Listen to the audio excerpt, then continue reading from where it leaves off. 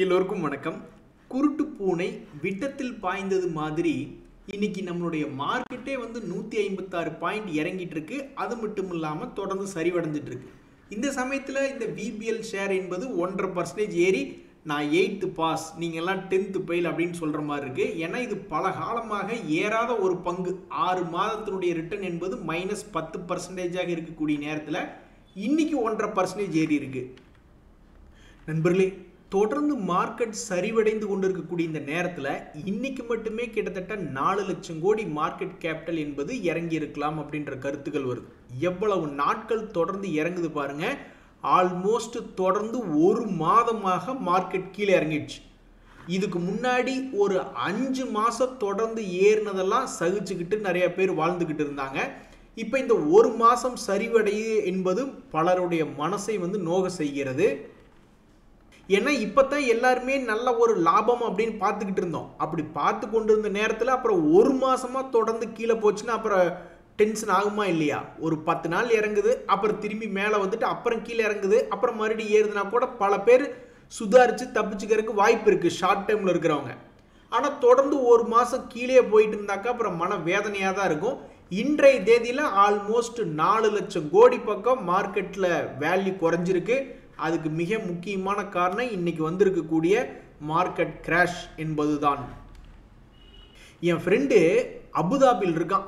அவன் சொல்கிறான், ஏங்க நம்மளுடைய ஃபாரினர்ஸ் எல்லாம் எத்தனை இடத்துல லாபம் பார்க்குறாங்க பாருங்க. ஒரு கம்பெனி ஆரம்பிக்கும் போதே நல்ல வளர்ச்சி அடையுது அப்படின்னு தெரிஞ்சிருச்சுன்னா அந்த கம்பெனி IPOவாக வர்றதுக்கு முன்னாடியே பிரைவேட் ஈக்விட்டியில் இன்வெஸ்ட்மெண்ட் அப்படின்றது பண்ணிடுறாங்க. அது போக அந்த பங்கு IPOவாக வரும் பொழுது அதுலேயும் ஒரு பெரிய HNIக்கு அந்த இன்ஸ்டிடியூஷன்ஸ் கேட்டகரியில் போயிட்டு அதுலேயும் சில பேர் முதல்ல பிரைவேட் ஈக்விட்டியில் வாங்க முடியாதவங்களாம் அதில் போய் வாங்கிடுறாங்க. அதுக்கப்புறம் மறுபடியும் செகண்டரி மார்க்கெட்டில் வரும்போது மிக அருமையான லாபம் என்பது வித்துட்டு இருக்காங்க. நம்ம இங்கே மட்டும்தான் அதிகமாக பார்த்துக்கிட்டு இருக்கோம். இங்கெல்லாம் வெறும் 10 ரூபா 100 ரூபாய் இருக்கையில் அவங்க முதலீடு பண்ணுறாங்க. அது IPOவாக வரும்பொழுதே 10 ரூபா 100 ரூபா பங்கு 1000லிருந்து 2000 வரைக்கும். ஏன்னா 20 டைம்ஸ் 30 டைம்ஸுக்கு மேலே இந்த கம்பெனி வளர்ந்த பிறகு வேல்யூவேஷன் போட்டு தான் IPOக்கு வருது. IPO வந்ததுக்கு அப்புறமே 3 மாதம் லாக்இன் பீரியடாக இருக்கட்டும், 6 மாதம் எவ்வளவோ இருந்துட்டு போகட்டும், அல்லது அந்த கம்பெனிக்காரங்களே ஒரு 2-3 வருஷம் கழிச்சு விற்கிறாங்கன்னு வச்சுங்களேன். அப்போ அதில் இன்னொரு 10 டைம்ஸ் ஏறுது அப்படின்னாக்கா வெறும் ஒரு 100 ரூபா அப்படின்ற ஒரு பணத்தை அவங்க பிரைவேட் ஈக்விட்டியில் போட்டு எத்தனை கோடிகளை சம்பாதிக்கிறாங்க. ஸோ இந்த வருஷத்தினுடைய தொடக்கத்திலிருந்து மட்டும் ஆல்மோஸ்ட் 1.25 லட்சம் கோடி என்பது கேஷ் மார்க்கெட்டில் விற்று பணத்தை எடுத்துகிட்டு போயிருக்காங்க FIs. அந்த பணத்தை பூரா சப்ளை பண்ணது நம்ம தான். ஸோ FIs சம்பாதிக்கிற அளவுக்கு நம்மளும் சம்பாதிக்கணும்னா அவங்க முதலீடு பண்ணக்கூடிய வகைகள்லையும் அவங்க முதலீடு பண்ணக்கூடிய காலங்கள் பிரைவேட் ஈக்விட்டி இன்வெஸ்ட்மெண்ட்லேருந்து பார்த்தோம்னா குறைஞ்சது 10 வருஷம் 5 வருஷம் அந்த மாதிரிலாம் இன்வெஸ்ட்மெண்ட் பண்ணி அதுக்கப்புறம் தான் அறுவடை என்பது பண்ணுறாங்க. ஸோ அல்ல குறையாத பணமாக அவங்களுக்கு வர்றதுக்கு காரணம் பிரைவேட் ஈக்விட்டிலேருந்து இன்வெஸ்ட்மெண்ட் பண்ணுறாங்க. IPOலேருந்து கூட கான்சென்ட்ரேட் பண்ணுறதில்ல. ஊதுங்கடா சங்கு என்ற வகையிலே இன்னைக்கு கீழே விழுந்த பங்குகளில் ஒரு முக்கியமான பங்கு இந்த CDSL பங்கு. இதில் ஏற்கனவே ஒரு தகவல் என்னென்னா NSDL இந்த வாரத்தில் IPO வருது அப்படின்றது ஏற்கனவே இருக்கக்கூடிய ஒரு தகவல். ஸோ இவ்வளவு நாள் ஸ்டாக் மார்க்கெட்டில் டெபாசிட் சம்பந்தமாக இருந்த ஒரே பங்கு இப்போ இன்னொரு பங்கு என்பது ஸ்டாக் மார்க்கெட்டில் லிஸ்டிங் வரக்கூடிய இந்த நேரத்தில் இன்னைக்கு இந்த பங்கு என்பது 5% இறங்கியிருக்கு. இதுக்கு மிக முக்கியமான காரணம் அவங்களுடைய குவார்ட்டர்லி எர்னிங்ஸ் எதிர்பார்த்த அளவு இல்லை, மார்க்கெட் எஸ்டிமேட் அளவுக்கு இல்லை அப்படின்ற ஒரு காரணம். இதுக்கு முன்னாடி கடந்த Q4 ரிசல்ட் வரும்போது நண்பர்களே இதே மாதிரி தான் அவங்க கொடுத்த ரிசல்ட் சுமாராக இருக்குது அப்படின்னு சொல்லிட்டு ஒரு முறை என்ன பண்ணாங்கன்னா இந்த பங்கை 1500 ரூபாய் ரேஞ்சிலிருந்து 1100ன்னு ஒரு 4-5 நாளில் சரிவடை வச்சாங்க அவங்களோட ஏர்னிங் சீசனில் Q4 ரிசல்ட் வரும்போது. அதுக்கப்புறம் என்ன நினச்சானா இந்த 200 days மூவிங் ஆவரேஜ் அப்படின்றத காமிச்சு கொடுத்துச்சு. கீழே மறுபடியும் மேல் நோக்கி போகக்கூடிய பங்காக இந்த CDSL பங்கு அப்படின்றது 200 days மூவிங் ஆவரேஜ் தாண்டிச்சு. அதுக்கப்புறம் 1300லேருந்து 1800 வரைக்கும் மிகப்பெரிய ஒரு வளர்ச்சி. அதுக்கப்புறமே கூட சரிவடைந்த பிறகு 2 முறை தப்பிச்சு ஓடுங்க அப்படின்ற மாதிரி 2 முறை மேல் நோக்கி வந்திருக்கா. ஆனால் இன்னைக்கு கேப் டவுன் ஆகி மிகவும் மோசமான வகையிலே கீழே இறங்கியிருக்கு. அதுக்கு முக்கிய காரணம் இந்த ரிசல்ட் தான். இப்போ கூட நிறைய பேர் என்ன நினைக்கிறாங்கன்னா, சரி போன தடவை வந்து இந்த 1000 ரூபாய் ரேஞ்ச் வர்றப்போ ஒரு ரேலி மிஸ் ஆயிடுச்சு, அப்போ இவன் 1800 ரூபாயிலிருந்து மறுபடியும் 1000 ரூபா வந்ததுன்னா எங்களுக்கு மகிழ்ச்சி தான் அப்படின்னு வேற ஒரு குரூப் காத்துக்கிட்டு இருக்காங்க. ஸோ ஆக மொத்தம் மேலே எடுத்தவங்களுக்கு மட்டும் இப்போ பிரச்சனையாக, ஏற்கனவே கீழே எடுத்தவங்களுக்கு ட்ரெயிலிங் ஸ்டாப் லாஸ் அல்லது இன்னமும் லாபத்தில் தான் இருப்பாங்க. ஸோ அப்போ கீழே இறங்குறத பார்த்துட்டு புதுசாக இருக்கிறவங்களும் சந்தோஷமாக இருப்பாங்க.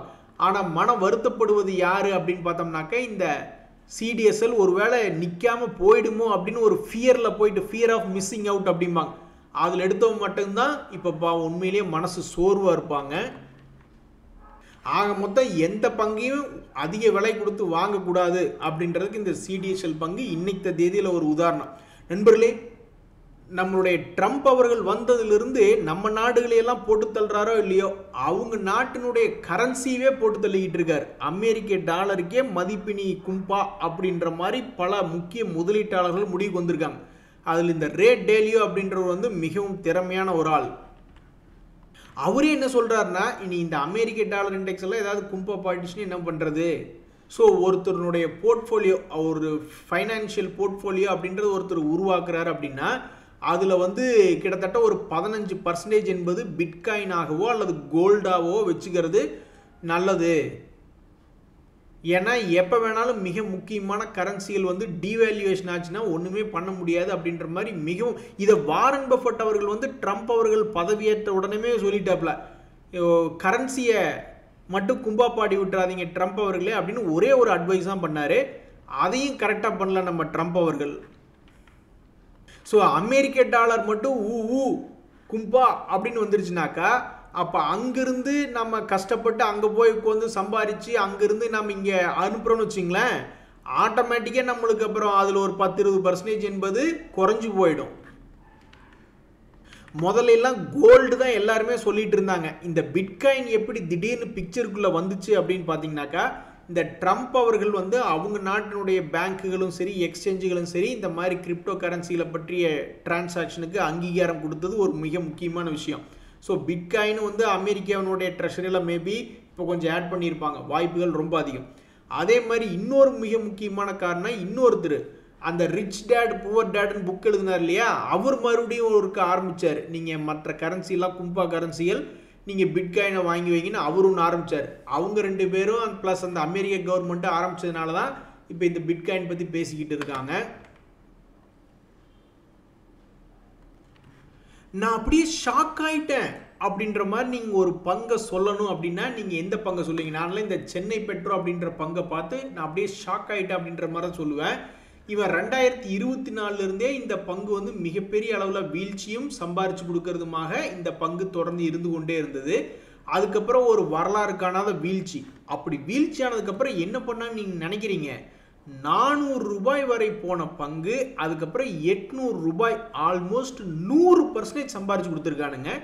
அந்த பங்கு விழுந்ததுன்னு பார்த்தீங்கன்னா 1200 ரூபாயிலிருந்து 400 ரூபா வரைக்கும் விழுந்திருக்கு. ஒரு பங்குக்கு கிட்டத்தட்ட 800 ரூபாய் விழுந்திருக்கு. எவ்வளவு? 1200 ரூபாய் பங்கு 800 ரூபாய்னு கீழே விழுந்திருக்கு. ஸோ ஒரு 60-70% வரைக்கும் கீழே விழுந்த பங்கு அதுக்கப்புறம் 100%ஆக சம்பாரிச்சு கொடுத்துருக்கு. இப்போ கூட சமீபத்தில் திடீர்னு ஒரே நாளில் கிராஷ் ஆன இந்த பங்கு மறுபடியும் 200 days மூவிங் ஆவரேஜ் கிட்ட சப்போர்ட் எடுத்து ஒரு மாதிரி ட்ரேட் ஆகிட்டு இருக்கான். ஸோ ஒரு 150 ரூபாய் என்பதெல்லாம் அசால்ட்டாக ட்ரேட் ஆகிட்டு இருக்கு. ஒரு 4 நாளைக்கு முன்னாடி 800 ரூபாய்க்கு மேலே இருந்தால் மறுபடியும் 650 வரைக்கும் போனால் இப்போ மறுபடியும் 720. ஸோ மிகப்பெரிய ஒரு வாலட்டிலிட்டியாக இந்த சென்னை பெட்ரோ அப்படின்ற பங்கு போய்கிட்டு இருக்கு. பொதுவாக ஸ்டாக்கில் வந்து எஸ்ஐபி போடணும்னு நினைக்கிறவங்க என்ன நினைப்பாங்கன்னா, இந்த மாதிரி ஒரு பங்குனுடைய மூவ்மெண்ட் என்பது பயங்கரமாக இருக்கணும், அப்போ தான் ஏதாவது ஒரு அட்டம்ப்ட் மேலே போய் சிக்கிட்டா கூட வீக்லி எஸ்ஐபியோ அல்லது மந்த்லி எஸ்ஐபியோ அல்லது 3 மாதத்துக்கு ஒரு முறை எஸ்ஐபியோன்னு போடும்பொழுது எங்கேயாவது மேலே ஒரு இடம் சிக்கிட்டா கூட கீழே என்ட்ரி அடுத்த என்ட்ரியில் போயிட்டு ஒரு மாதிரி தப்பிச்சு வந்துக்கலாம்னு நினைப்பாங்க. ஆனால் இதுலேயும் சில துரதிருஷ்டசாலிகளாக இருப்பாங்க. அவங்க எஸ்ஐபி போடுற நேரமாக பார்த்து மேலேயே இருந்து விடக்கூடிய வாய்ப்புகள் நல்லா இருக்கு. அப்புறம் அது கீழே வரையில் பார்த்துக்கிட்டு இருப்பாங்க. அப்புறம் மறுபடியும் என்னைக்காவது ஒரு நாள் மேலே வந்தாலும் மேபி காஸ்ட் ப்ரைஸ் அப்படின்ற மாதிரி வந்து அப்படி மரண கோயின்சிடன்ஸ் அப்படின்றவங்களாலுமே கூட இருக்காங்க. பட் எது எப்படியோ பொதுவாக ஒரு ஸ்டாக்கில் எஸ்ஐபி போடணும்னு நினைக்கிறவங்க இப்படி தான் இருக்கணும்னு நினைப்பாங்க. இதுக்கு தான் நிறைய பேர் வந்து நிஃப்டி 50 இண்டெக்ஸை பற்றி எஸ்ஐபி போடுறாங்க. ஏன்? அது இப்படி தான் இருக்கும். அவன் என்ன அப்படியே கீழே போயிடுவானா ஒரு 8 மேக்ஸிமம். ஏன்னா நம்மளுக்கு தெரிஞ்சு போன கடந்த வருடங்களில் பார்க்கும்போது ஒரு 5 மாதம் தொடர்ந்து இறங்கினான். அதுக்கு இடையிலேயே அவன் பல முறை இப்படி ஏறி இறங்கி தான் அந்த நிஃப்டி 50 இண்டெக்ஸ் இறங்குச்சு. அதனால தான் அதையும் நிறைய பேர் எஸ்ஐபி சூஸ் பண்ணுறாங்க. அதில் என்ன பிரச்சனைனா, அவன் இறங்குறது என்னமோ பெருசாக இறங்கின மாதிரி இருக்கும். சார்ட்டில் போய் எடுத்து பார்த்தா 5% தான் இருக்கும். பெருசாக ஏறின மாதிரி இருக்கும். கடைசியில் போய் எடுத்து பார்த்தா 3%, 4%, 5%ன்னு இருக்கும். ஸோ அவனுடைய பேட்டர்ன் இறங்கி ஏறுது அப்படின்ற மாதிரி இருந்தாலும் பர்சன்டேஜ் கொஞ்சம் கம்மி. நண்பர்களே, இனி மார்க்கெட்டில் ஏற ஆரம்பிச்சிருவாங்க. பல்வேறு பங்குகள் தற்போது 30 ரூபாய் ரேஞ்சுகளிலிருந்து 50 ரூபாயை தாண்டின பங்குகள் இருக்குது. 70-80 ரூபாயில் இருந்த பங்குகள் 100 ரூபாயை தாண்டி 115, 130ன்னு போன பங்குகள் இருக்குது. இனி அவங்கெல்லாம் ஏதாவது திரும்பி கீழே வர்றாங்கன்னு வச்சிங்களேன், மறுபடியும் 100 ரூபாய்க்கு கீழே கிடக்கக்கூடிய முக்கிய பங்குகள் அப்படின்ற மாதிரிலாம் நிறைய தகவல்கள் வர ஆரம்பிக்கும். ஒரு உதாரணத்துக்கு இந்த என்பிசிசி இந்தியா இன்னும் 100க்கு கீழே போகல. கரெக்டாக மொய் வச்ச மாதிரி 109 ரூபாய்ன்னு ட்ரேட் ஆகிட்டு இருக்கு. பட் இருந்தாலும் கடந்த காலத்தில் கடந்த ஒரு வருஷத்தில் நீங்கள் பார்த்தீங்கன்னாக்கா 70 ரூபா ரேஞ்ச் வரைக்கும் போனவன் மேலே 130 ரூபா வரைக்கும்லாம் வந்திருக்கான். ஸோ இவனுடைய தகுதி என்னென்னா 100 ரூபாய்க்கு கீழே 70 ரூபாயிலிருந்து 130 போயிருக்கான். இதுக்கு என்ன அவனுக்கு உதவிகரமாக இருந்துள்ளது அப்படின்னு பார்த்தீங்கன்னா, அவங்களுடைய கடந்த 4 குவார்ட்டர்னுடைய ரிசல்ட் என்பது ஏறுமுகத்தில் கொடுத்துருக்காங்க அப்படின்ட்டு. ஸோ இனி அடுத்தடுத்த குவார்ட்டரில் எப்படி ரிசல்ட் கொடுப்பான் அப்படின்றது தெரில. ஆனால் 100 ரூபாய்க்கு கீழே குறைஞ்சி மறுபடியும் 70 ரூபாய் வரைக்கும் கீழே இந்த பங்கு எப்போ போகுன்னு பார்க்கக்கூடிய ஆட்கள் இருக்குது. ஒரு உதாரணத்துக்கு இன்னொரு பங்கு வந்து ஆட்டோ செக்டரில் இருக்கக்கூடிய இந்த மதர்சன் சுமி ஒயரிங், அது இப்போ 40 ரூபா இருக்குது. அந்த பங்குமே கடந்த ஒரு வருஷத்தில் என்னாச்சுன்னா 30 ரூபா ரேஞ்சிலேருந்து 45 வரைக்கும் போயிருக்கான். அதுவும் கிட்டத்தட்ட 15 ரூபா தான். பட் பர்சன்டேஜ் கணக்கில் பார்த்தீங்கன்னா அதுவும் 50% என்பது ஏறி இருக்கு. அதுக்கு என்ன இவனுக்கு உதவி செஞ்சிருக்கு அப்படின்னு பார்த்தீங்கன்னா, ஸ்டாண்டர்டாக இவன் செய்யக்கூடிய அந்த 150 கோடி வருமானம் என்பது தொடர்ந்து பண்ணிக்கிட்டே இருந்திருக்கான். அந்த ஒரு கான்செப்டில் இவன் கீழேருந்து மேல் நோக்கி ஏறி வந்திருக்கான். ஸோ இனி இந்த கான்செப்ட் மறுபடியும் பிக்கப் ஆக ஆரம்பிச்சிடும். மார்க்கெட் விழுக 1000 ரூபாய்க்கு கீழே உள்ள பங்குகள் 100 ரூபாய்க்கு கீழே உள்ளது, 50 ரூபாய்க்கு கீழே உள்ளதுன்ற கான்செப்ட் எல்லாம் வர ஆரம்பிக்கும். அது எப்பாவது ஒரு தடவை தான் அப்படி உழுவான். அதுக்கப்புறம் மறுபடியும் இன்னும் கீழே உழுவானா அப்படின்னு பார்த்துட்டு இருக்கக்கூடிய நேரத்தில் டபக்குன்னு அப்படியே ஆப்போசிட்டில் போனாலும் ஆச்சரியப்படுறதில்ல. ஸோ எல்லாத்துக்குமே ஸ்டாக் மார்க்கெட்டினுடைய கேம் என்பது தெரியும். மார்க்கெட் வந்து எப்பாவது ஒரு தடவை தான் இப்படி கிராஷ் ஆகி ஏதாவது ஒரு நல்ல ரேட் என்பது எப்பாவது ஒரு தடவை தான் கிடைக்கும். அதுக்கப்புறம் ஒரு 6 மாதமோ ஒரு வருஷமோ கழித்து பார்த்தா அவன் கொஞ்சம் பாதி கிணறாக தாண்டுவான் அப்படின்றது பல பேர்த்துக்கு தெரிஞ்ச விஷயம்தான். ஸோ முதல்லையே எல்லாம் வாட்ச் லிஸ்ட் போட்டு வச்சுக்கிட்டே எவன் கீழே விழுந்துக்கிட்டு இருக்கான் அப்படின்றது ரொம்ப, ஏன்னா மார்க்கெட்டை யாருனாலுமே டைம் பண்ண முடியாது. எந்த பாயிண்ட்லேருந்து திரும்புவான்னு தெரியாது. 150 ரூபாயிலிருந்து கீழே இறங்குறானா, சரி 100 ரூபாயிலக்கு சப்போர்ட் எடுப்பானோ, 80 ரூபாயிலக்கு சப்போர்ட் எடுப்பானோ, அல்லது ஒரு 60 ரூபாயிலக்கு சப்போர்ட் எடுப்பானா. ஒருவேளை 60 ரூபாயில சப்போர்ட் எடுத்து மறுபடியும் ஒரு 90 ரூபா வந்தால் அவனை பிடிச்சி கீது வித்து விட்டு போயிடலாமா. அந்த மாதிரி தான் ஸ்மார்ட் மணி கான்செப்டில் பல பேர் யோசிப்பாங்க. யாருனாலுமே எந்த இடத்துல திரும்பும், எந்த இடத்துல மேலேருந்து கீழே விழுகும்னு கண்டுபிடிக்கவே முடியாது. அதனால் நண்பர்களே தயாராக இருங்க. அடுத்த முறை இதே மாதிரி கீழே விழுந்துட்டு மேலேயும் 30-40% ஏறக்கூடிய பங்குகளும் பழசு இருக்கலாம். அல்லது புதுசாக அந்த லோவை உடச்சி கீழே போயிட்டு அதுக்கப்புறம் மறுபடியும் ஏறி இறங்கக்கூடிய பங்குகளும் எத்தனையோ இருக்கலாம். அதனால் கரெக்டாக பிளான் பண்ணி 6 மாதத்துக்கு ஒருக்கா, ஒரு வருஷத்துக்கு ஒருக்கா 30%, 40% சம்பாதிச்சுக்கிட்டு இருக்கக்கூடிய ஒரு வாய்ப்பான களமாகத்தான் தற்போதைக்கு ஸ்டாக் மார்க்கெட் இருந்துட்டு இருக்கு கடந்த 4-5 வருஷமா. இனி வரக்கூடிய 2025, 2026, 2027 அதே மாதிரி இருந்ததுன்னா பல பேர் கோடிகளை எட்டிடுவாங்க. இங்கே பாருங்க நண்பர்களே, ஒரு சுவாரஸ்யமான தகவல். நம்ம கோல்டு வாங்குகிறோம், ஏதாவது ஒரு 1.5 லட்சத்துக்கு வாங்குகிறோம் அல்லது 5 லட்சத்துக்கு வாங்குகிறோம்னு வச்சுங்களேன். ஒரே நேரத்தில் ஒரு 3 இடத்துக்கு ஆள் அனுப்பி விசாரித்து வாங்குறது பரவாயில்ல போல். ஒரு நண்பர் என்ன பண்ணியிருக்காரு, சில்வர் காயின் ஒரே 1 கிராம் கொண்ட ஒரு காயின் தான் வாங்க போயிருக்காப்புல. அதில் வந்து ஜிஆர்டி அப்படின்ற ஒரு இடத்துக்கு போனேன். அங்கே வந்து 1 கிராமுக்கு 1 ரூபாய் எக்ஸ்ட்ரா போட்டாங்க. தங்க மயிலுக்கு போனேன், 6 ரூபாய் எக்ஸ்ட்ரா போட்டாங்க. கல்யாணில் பார்த்தாக்கா 8.8 எக்ஸ்ட்ரா போட்டாங்க. 3 ஷாப்லேயும் ஜிஎஸ்டி 3% போட்டாங்க. ஸோ அவரை பொறுத்த வரைக்கும் அவர் எந்த ஊர்னு தெரில. அவருடைய எக்ஸ்பீரியன்ஸ் என்ன அப்படின்னாக்கா, ஜிஆர்டியே பரவாயில்ல போல இருக்கே சில்வருக்கு அப்படின்ற மாதிரி அவருடைய எக்ஸ்பீரியன்ஸ். ஸோ இதுலேருந்து நம்ம கற்றுக்கொள்ளக்கூடிய பாடம் என்ன அப்படின்னாக்கா, ஒரு கோல்டு ஒரு 2-3 லட்ச ரூபாய்க்கு வாங்க போகிறோம்னா ஒன்றும் தப்பு இல்லை. இப்போல்லாம் எல்லா நகைக்கடையும் ஒரே வீதியில் தான் வச்சுருக்காங்க. முதல்லாம் கிழக்கு ஒன்று மேற்கு ஒன்று தெற்கு ஒன்றுன்னு இருக்கும். இப்போ எங்கள் திருப்பூர்லாம் பார்த்தீங்கன்னாக்கா முதல்ல ஒன்றுமே இல்லாமல் இருந்தது. திடீர்னு பார்த்தா குமரன் ரோடுன்னு ஒன்று இருக்குது. வரிசையாக ஒரு முட்டையாக போட்ட மாதிரி 4 கடை டபக்குன்னு நகை கடைகளாக வந்துடுச்சு. ஸோ ஒவ்வொரு நிமிஷம் போய் நிறுத்தி விசாரித்தோம்னா கூட இப்போ ஒரு 2 லட்ச ரூபாய்க்கு எடுக்கிற நேரத்தில் ஒரு 2000 மிச்சமானா கூட அது ஓகே தானே. நண்பர்களே, இத்தனை நாளாக நம்ம கொஞ்சம் குஜால் குட்டியாக இருந்தோம். ஆனால் இனி சில நாட்களுக்கு கும்பா குட்டியாக இருக்க போகிறோமா அப்படின்றதான் கவலையாக இருக்குது.